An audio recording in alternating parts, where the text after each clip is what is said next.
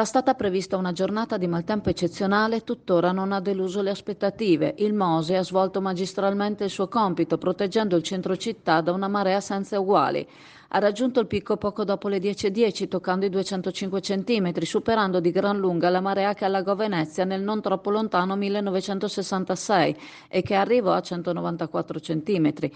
L'acqua grande del 2019 con i suoi 187 centimetri è stata causa di danni per più di 150 milioni di euro. Chioggia e Venezia sono andate sotto acqua tante volte, ma una marea come questa avrebbe portato danni più che ingenti. Il Mose ha permesso che ciò non si verificasse, ma se il centro storico di Chioggia si è salvato non è lo stesso per le spiagge, mangiate dal mare e dalla sua forza bruta, spinto da Scirocco e sospinto poi dalla Bora. Da fare sante le dune che a Isola Verde bloccano al mare l'accesso al centro abitato. Oggi l'acqua è arrivata alla loro altezza, logorando il ripascimento appena fatto, non lambendo ma salendo i chioschi e provocando danni per i quali il sindaco Armelau ha chiesto lo stato di crisi alla Regione Veneto. Acqua dolce e salata ovunque, dal cielo, dal mare e dalla laguna, superando un tratto di banchina al mercato ittico, spinta da un vento che sta continuando a rinforzare e a sospingerla. Sottomarina, fronte Lusenza, alle 13:30 era minacciata dalle acque che frangevano con violenza sulla riva.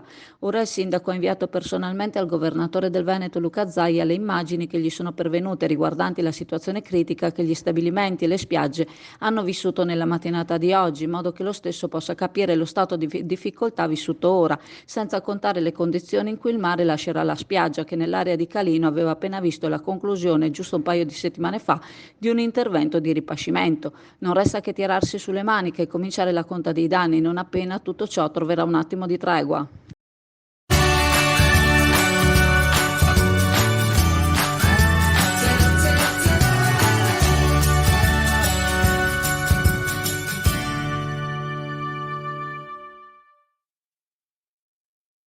La banchina, lato sottomarina, zona di scarico per i pescherecci è da riqualificare, malmessa in più punti, intervento in via di realizzazione all'altezza dell'OPB Valvia e della Crame, ma che necessita di un intervento più importante anche nell'area prospiciente, la zona di rimpetto al mercato ittico, dove, forse sprofondata in fase di assestamento o forse così realizzata, risulta essere molto più bassa e giornate come questa permettono che le onde la scavalchino finendo sul piazzale usato dai camion frigo per le attività di carico del prodotto ittico. La giornata di oggi vanta un maltempo fuori misura che non fa testo ma che mette in guardia da situazioni di criticità come questa che possono, se non attenzionate, essere causa di danneggiamenti allo stesso mercato.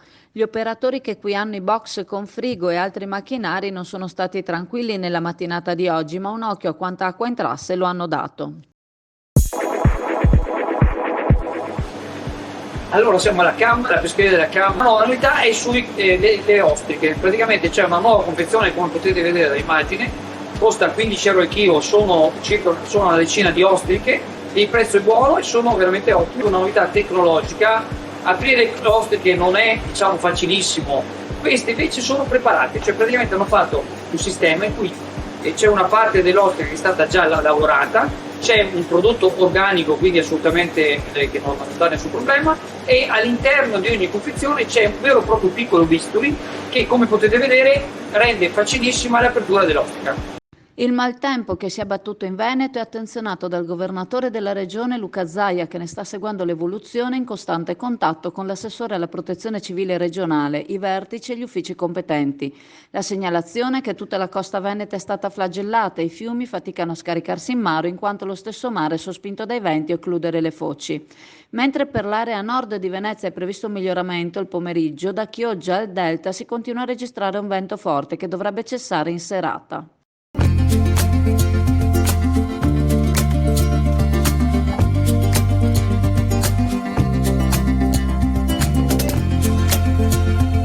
Alla libreria Pegaso a Borgo San Giovanni, Chioggia, il Natale arriva prima.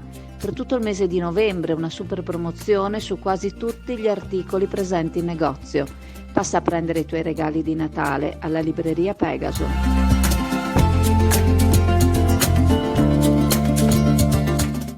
A Punta Gorzone il livello dell'acqua ha superato la riva arrivando alle abitazioni. La Protezione Civile di Chioggia, che oggi monitorava il territorio, è intervenuta chiedendo ausilio anche ai gruppi comunali della Protezione Civile di Cavarzere e di Cona per aiutare i residenti.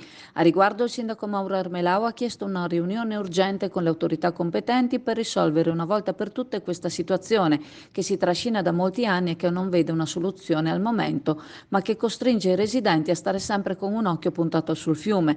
Ancora a febbraio del 2014 l'area, a causa delle condizioni del fiume, era stata fatta sgomberare e nel 2018 era stata portata un'interrogazione dall'allora consigliere Beniamino Boscolo a riguardo.